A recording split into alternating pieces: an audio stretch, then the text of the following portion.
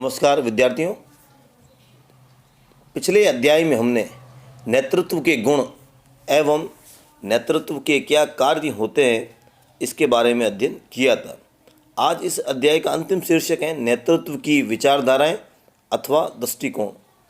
सामान्यतः नेतृत्व की दो प्रकार की विचारधाराएं होती हैं, एक प्राचीन विचारधारा और दूसरी आधुनिक विचारधारा। प्राचीन विचारधारा, जिसे परंपरागत विचारधारा भी कहा जा सकता है, का मानना है कि नेता जन्म लेते हैं, तैयार नहीं किए जा सकते।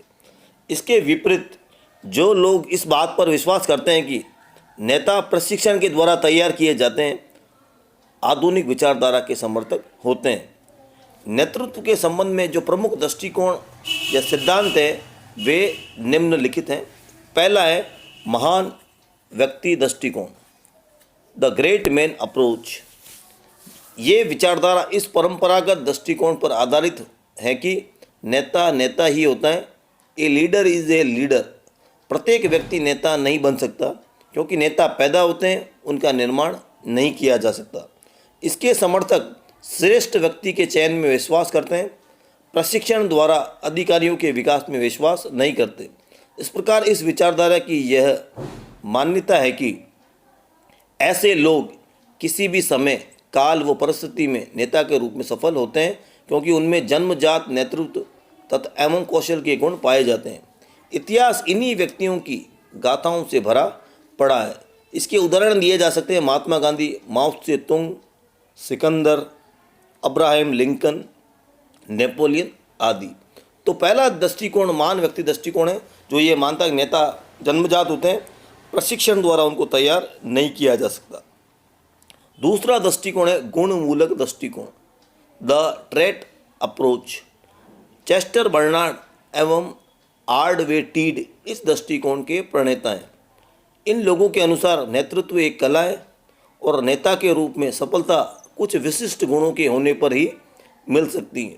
इस प्रकार गुणमूलक दृष्टिकोण इस मान्यता पर आधारित है कि नेता के लक्षण कुछ व्यक्तियों में जन्म से होते हैं, उन्हें अर्जित नहीं किया जा सकता। इनमें न केवल अधिकारी नेता के व्यक्तिगत गुणों का विश्लेषण किया जाता है, बल्कि नेतृत्व की सफलता के साथ उन गुणों के संबंध स्थापित करने का भी प्रयास किया जाता है। टीड ने नेतृत्व के 10 लक्षण बताए हैं: शारीरिक शक्ति, उद्देश्य के प्रति निष्ठा, अपूर्व साहस व लगन, स्नेह एवं महत्वपूर्ण व्यवहार, व्यक्तित्व, तकनीकी दक्षता, शीघ्र निर्णय लेने की क्षमता, योग्यता, सिखाने की क्षमता तथा विश्वास। तीसरा दृष्टिकोण कहलाता है परिस्थिति दृष्टिकोण, द सिचुएशन अप्रोच। इस दृष्टिकोण का विकास R.M. स्टॉकडिल तथा उनके सहयोगियों द्वारा किया गया है। परिस्थिति दृष्टिकोण की मान्यता है कि गुणों के अतिरिक्त परिस्थितियां भी नेतृत्व को प्रभावित करती हैं।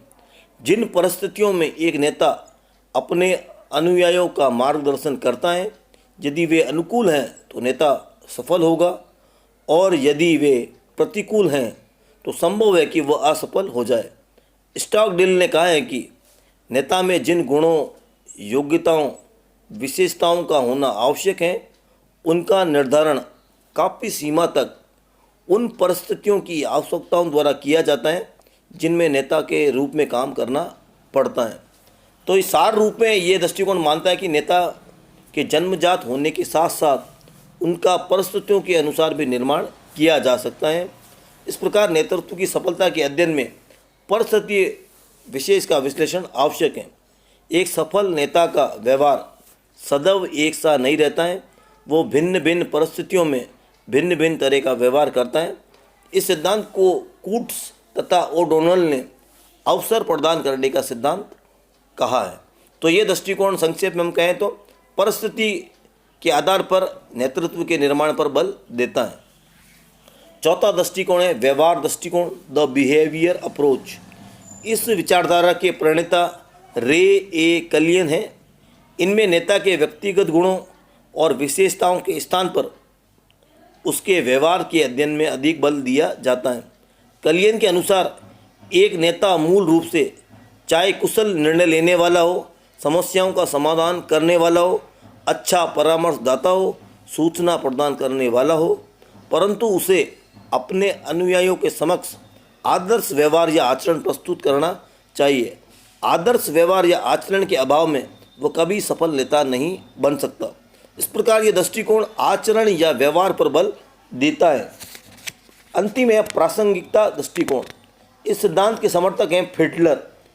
प्रासंगिकता दृष्टिकोण इस बात पर बल देता है कि प्रभावी नेतृत्व की कोई एक शैली नहीं हो सकती, प्रत्येक परिस्थितियों में उपयुक्त हो।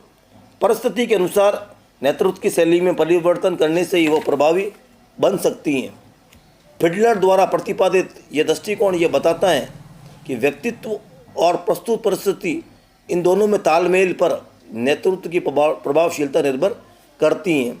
इस सिद्धांत के दो घटक हैं, नेता का अपने समूह के सदस्यों के साथ व्यक्तिगत संबंध, नेता की पदगत शक्ति तथा कार्य संरचना की मात्रा। इसके अलावा भी नेतृत्व की विचारधारा के अलग अलग और भी दृष्टिकोण हो सकते हैं, लेकिन मुख्य रूप से नेतृत्व की ये 5 दृष्टिकोण हैं। इन सब के आधार पर हम कह सकते हैं कि नेतृत्व के अलग अलग दृष्टिकोण होते हैं। धन्यवाद।